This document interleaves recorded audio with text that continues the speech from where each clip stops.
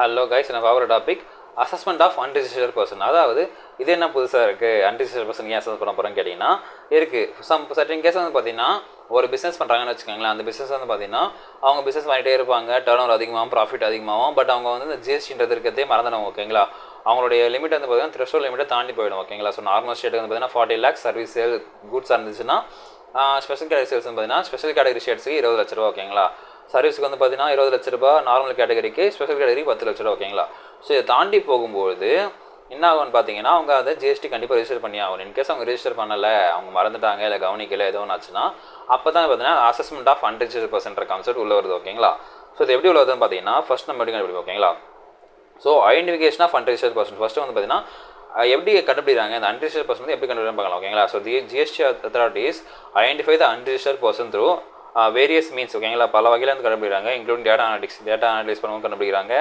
அப்புறம் பார்த்தீங்கன்னா information received from other government departments. For example பார்த்தீங்கன்னா இப்போ நம்ம எல்லாருமே கூகுள் பே, ஃபோன்பே யூஸ் பண்ணுறோம்னு வச்சுக்கோங்களேன்.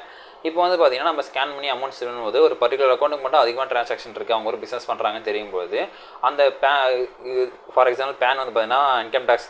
ஓகேங்களா, அவங்க டிபார்ட்மெண்ட் பார்த்தீங்கன்னா இன்ஃபார்ம் பண்ணுவாங்க, இவங்களுக்கு அதிகமாக இருக்குது, இவங்க கடை வச்சிருக்காங்க, இவங்களை வந்து நீங்கள் செக் பண்ணி பாருங்கள் அப்படி சொல்லிட்டு அவங்க சொல்லுவாங்க. இல்லை கரண்ட் அக்கௌண்ட் யூஸ் பண்ணுறாங்க, இங்கே வந்து அதிகமாக ட்ரான்சாக்ஷன் நடக்குது, நீங்கள் வந்து எங்களை ஜிஎஸ்டி இருக்கான்னு செக் பண்ணி சொல்லுவாங்க. ஓகேங்களா, சமயம் அதர் டிபார்ட்மெண்ட் கூட வந்து பார்த்தீங்கன்னா இவங்க கொலாபரேட் பண்ணி பண்ணுவாங்க. Or through inspection and service. அதெல்லாம் பார்த்தீங்கன்னா இன்ஸ்பெக்ஷன் பண்ணுவாங்க. ஓகேங்களா, பெரிய பெரிய இன்ஸ்பெக்ஷன் போய் பார்ப்பாங்க, நேரில் பார்வையிடுவாங்க, பார்வையிட்டு சர்வே பண்ணுவாங்க, எல்லாம் கரெக்டாக இருக்கா, இல்லை ஜிஎஸ்டி அன்ரிஜிஸ்டர் வந்து உங்களோட சேல்ஸ் கரெக்டாக தான் இருக்கா, இல்லை அதிகமாக இருக்கா சொல்லிட்டு செக் பண்ணுவாங்க. ஓகேங்களா, அப்படி இன்கேஸ் அதிகமாக இருக்க பட்சத்தில் வந்து பார்த்தீங்கன்னா அவங்க வந்து ஜிஎஸ்டியை கண்டிப்பாக ரெஜிஸ்டர் பண்ணி ஆகணும். ஓகேங்களா, அங்கே வந்து அசஸ் பண்ண ஆரம்பிப்பாங்க. ஓகேங்களா, செகண்ட் ஸ்டெப் என்ன பார்த்தீங்கன்னா notice to enquiry. Notice and enquiry, அதாவது once unregistered person are identified, அதாவது பதிவு செய்யப்படாத ஒரு நம்பர் வந்து கண்டுபிடிக்கப்பட்டார்னா GST department may issue notice to them, அதாவது அவங்களுக்கு நோட்டீஸ் சென்ட் பண்ணுறாங்க. ஓகேங்களா, seeking information regarding the business activities. பார்த்தீங்கன்னா அவங்களுடைய பிஸ்னஸ் பற்றி இன்ஃபர்மேஷன் கொடுங்கன்னு சொல்கிறாங்க. ஓகே, என்னென்ன ஆக்டிவிட்டிஸ் பண்ணுறீங்கன்னு சொல்கிறாங்க. அப்புறம் டர்ன் ஓவர், உங்களுடைய ஒரு வருஷம் சேல்ஸ் எவ்வளோ, ஒரு மாதம் சேல்ஸ் எவ்வளோன்னு கேட்குறாங்க. அப்புறம் லைபிலிட்டி ஒரு ரிஜிஸ்டர் அண்டர் ஜிஎஸ்டி, அதாவது பார்த்தீங்கன்னா நீங்கள் வந்து ஜிஎஸ்டிக்கே ரெஜிஸ்டர் பண்ணி ஆகணும், நீங்கள் அந்த பொறுப்பில் இருக்கீங்கன்னு சொல்கிறாங்க. ஓகேங்களா, இந்த notice may also require them to provide relevant documents. அதாவது பார்த்தீங்கன்னா நோட்டீஸில் வந்து அது என்னென்னு பார்த்தீங்கன்னா உங்களுடைய இந்த டாக்குமெண்ட்லாம் எனக்கு தேவைப்படுது, இதெல்லாம் நீங்கள் கொடுங்க சொல்லிட்டு அதையும் கேட்டிருப்பாங்க. ஓகேங்களா, நீங்கள் பில் அது மாதிரி சொல்லிட்டு சம்திங் லைக் தட்.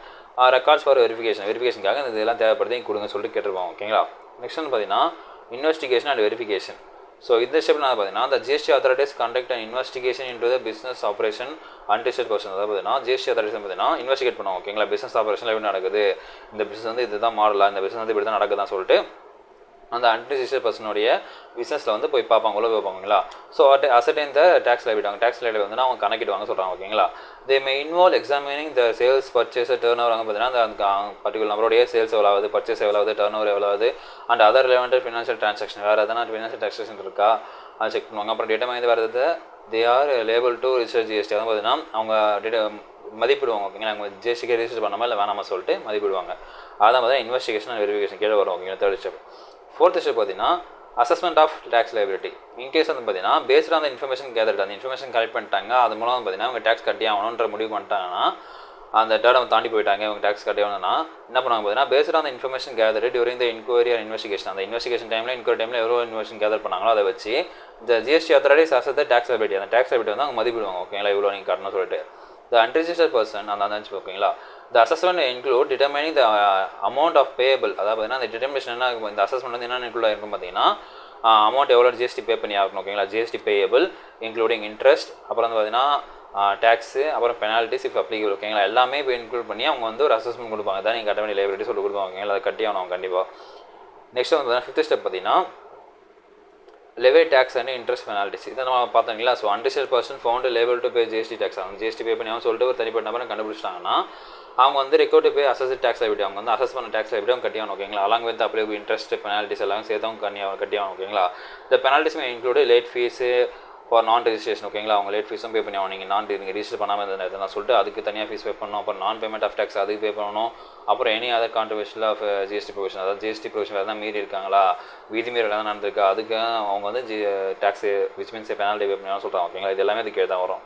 நெக்ஸ்ட் பார்த்தீங்கன்னா இனிஷியேஷன் ஆஃப் ரெக்கவரி ப்ரொசீடிங்ஸ். இப்போ வந்து பார்த்தீங்கன்னா கவர்மெண்ட்டுக்கு மெயின் இன்கமே ஜிஎஸ்டி தான். ஓகேங்களா, அதாவது இன்டைரக்ட் டேக்ஸ் தான் பேசி சொல்லலாம். ஸோ இந்த இடத்துல பார்த்தீங்கன்னா இங்கே கவர்மெண்ட் வந்து அவங்களுக்கு வர வேண்டிய அமௌண்ட் வந்து ரெக்கவரி பண்ண ஸ்டார்ட் பண்ணுறாங்க ஓகேங்களா. இது என்ஃபோர்ஸ்மெண்ட்டுக்குள்ளே இறங்குறாங்க ஓகேங்களா. ஸோ அன்டிசைட் person fail to comply with assessment order. அவங்க வந்து பார்த்தீங்கன்னா இந்த அன்டிசைட் வந்து இந்த ஜிஎஸ்டி அசஸ்மெண்ட் வந்து கண்டுக்கவே இல்லை, அவங்க கவனிக்கவே இல்லை, அவங்க தான் பிஸ்னஸ் தான் பார்த்துட்டு இருக்காங்க அப்படின்ற பட்சத்தில் வந்து பார்த்தீங்கன்னா they do not have assessed the tax liability with a specific time period. அதாவது அந்த ஸ்பெசிஃபிக் டைம் பீரியட் வந்து பார்த்தீங்கன்னா அந்த அவங்க சொன்ன டேக்ஸ் லைபிலிட்டி அவங்க டேக்ஸ் கட்டலன்னு பார்த்தீங்கன்னா இந்த GST authorities initiate recovery procedures. அவங்க வந்து ரெக்கவரி ப்ரொசீடிங்ஸ் ஸ்டார்ட் பண்ணுறாங்க ஓகேங்களா. அதாவது இந்த ஒரு சுச்சுவேஷன்லாம் பார்த்தீங்கன்னா அவங்க போலீஸை போய் நான் சீக் பண்ணி போலீஸ்கிட்ட வந்து நீங்கள் மாதிரி ஜிஎஸ்டி கட்டணும்னு சொல்லிட்டு அவங்கள ஒரு லாவாக ஒரு என்ஃபோர்ஸ்மெண்ட் எடுக்கிறதா இருக்கட்டும், லீகலாக ஒரு வழியே பண்ணுறதாட்டும் ஓகேங்களா. அதெல்லாம் இதில் தான் வரும். ரெக்கவரி அவுட்ஸ்டாண்டிங் டியூஸ் அப்புறம் ரெக்கவர் பண்ணுறாங்க. அவுட்ஸ்டாண்டிங் டியூவில் இருக்குது நீங்கள் சொல்லிட்டு ரெக்கவர் பண்ணுறாங்க. they may include measures such as attachment of assets. இது எதுன்னு பார்த்தீங்கன்னா இதில் என்னென்ன மெஷர்ஸ் இன்க்ளூட் பார்த்தீங்கன்னா அவங்களுடைய அசட்ஸ் வந்து அட்டாச் பண்ணுறது, அப்புறம் இம்போசிஷன் ஆஃப் ஃபைன்ஸை வந்து போடுறது, அப்புறம் அதர் என்ஃபோர்ஸ்மெண்ட் ஆக்ஷன்ஸ். அதான் நான் சொன்னேன் இல்லைங்களா. ஸோ போலீஸ் ஸ்டேஷன் போய்ட்டு அவங்க சொல்லிட்டு இதுமாரி அந்த என்ஃபோர்ஸ்மெண்ட் சொல்கிறது ஓகேங்களா. ஸோ இந்த மாதிரி ஆக்டிவிட்டிஸ் தான் இந்த ஒரு என்ஃபோர்ஸ்மெண்ட் ஆக்டிவிட்டி இது கீழே தான் வரும் ஓகேங்களா.